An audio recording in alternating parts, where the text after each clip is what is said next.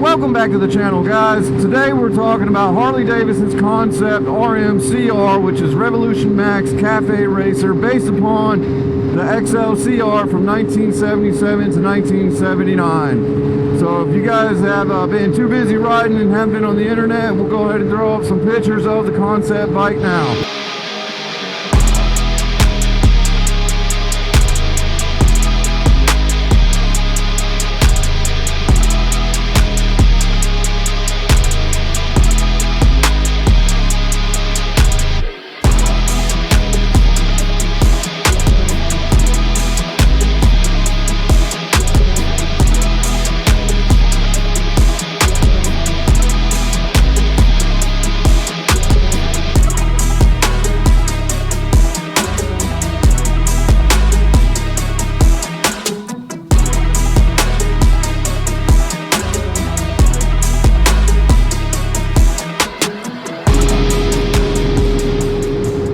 Well, it seems Harley's been floating this around.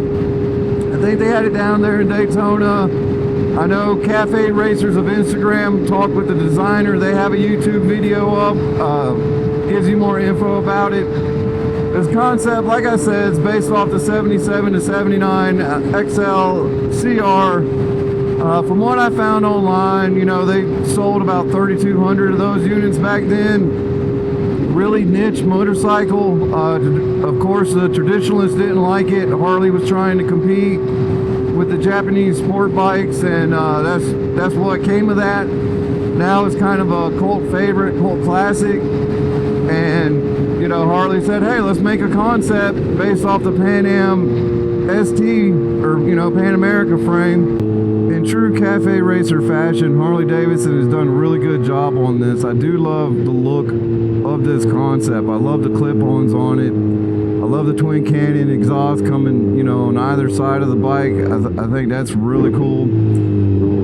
I don't imagine if they, you know, mass produce it, it would have the carbon fiber body like the concept one does, but I understand the lines. When I first saw it, I didn't really like the tail section, but then looking at the XLCR, you know, I kind of get why they did what they did with the seat.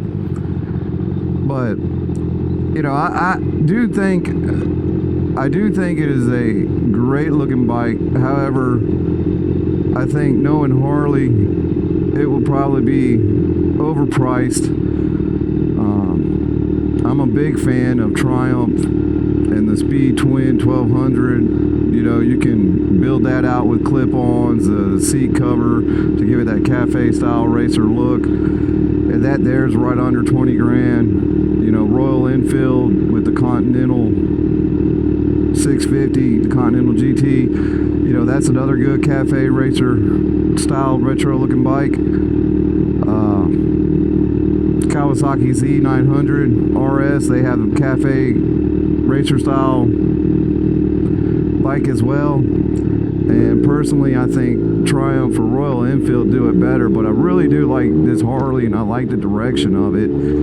I hope it doesn't end up being like the Bronx and something that gets teased, and then, well, they said they were going to make the Bronx, if I remember right, and then they just snatched it, you know, at the CEO change to make way for the Pan America, for the adventure style bike and electric bikes.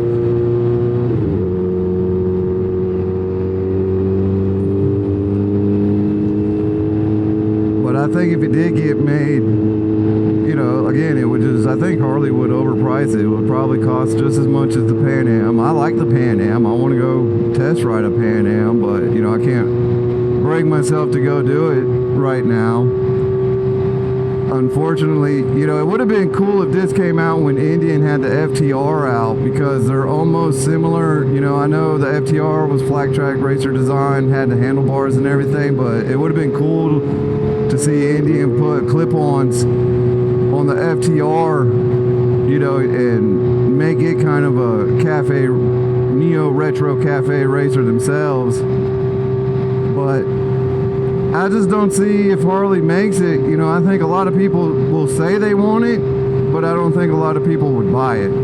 That's kind of how I feel about it. Tell me your thoughts down below. You know, I mean, I've seen several videos and several comments of people saying they would buy it, but do we really think they would? You know, the FTR didn't sell, and that could be an Indian thing, you know, people just not liking Indian because the whole Polaris owned them BS and all the other little jabs everybody wants to make between Harley and Indian.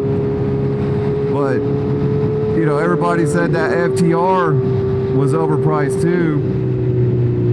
And I think their carbon editions were all around 18,000, and I would imagine if Harley was to make this, you know, it would be a $20,000 motorcycle. I could see them doing that all day, you know, just looking at other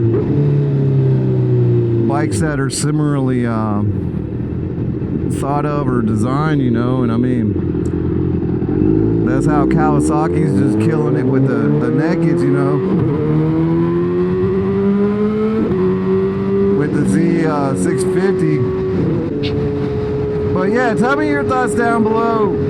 What do you guys think of it? Would you buy one? What do you think it should be priced at? What do you imagine it would be priced at? I mean, I see it all day being, you know, right at 20,000. You know, if Harley was to sell it, I could see him selling it for 20,000. I think it's a motorcycle that the internet will love, but it would be very niche, and not a lot of people would buy it because, like I said earlier, from the stats I saw online, the original XLCR only sold about 3,200 units. Right below that, I think it was like 3,133 or something like that. And you know, the Harley guys like the cruisers. You know, I mean, everybody says they want something new, but then when it comes out, you just hear a lot of negative. And I guess that's because maybe the people that like it, those voices aren't loud enough, you know, in the forums and online and on social media. So all you hear is the, you know, the guys talking out their butts, so to speak, and just blah blah blah about what they do and don't like about it. But yeah, let me know. I mean, I'm glad to see Harley trying something different. You know, I know it's kind of like a parts bin thing. They have the frame, they have the engine, they just took the fuel tank off. That's probably the same clip-ons that you could get for the old Iron 883 to do the Café Racer style on it.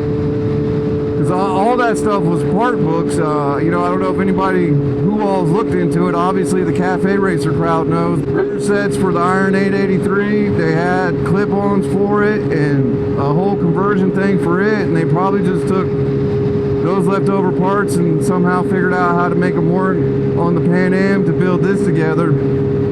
And they did a pretty good job, you know, I'm not going to lie. I mean, you know, we need to give praise where praise is due, and I applaud Harley in this attempt. I think it's a cool looking motorcycle. If it was priced right, I would entertain one, because the Pan America, that's about the only bike I would entertain in my garage right now from Harley. But yeah, appreciate y'all watching. As always, ride safe. Stay blessed, and we'll see you on the next one.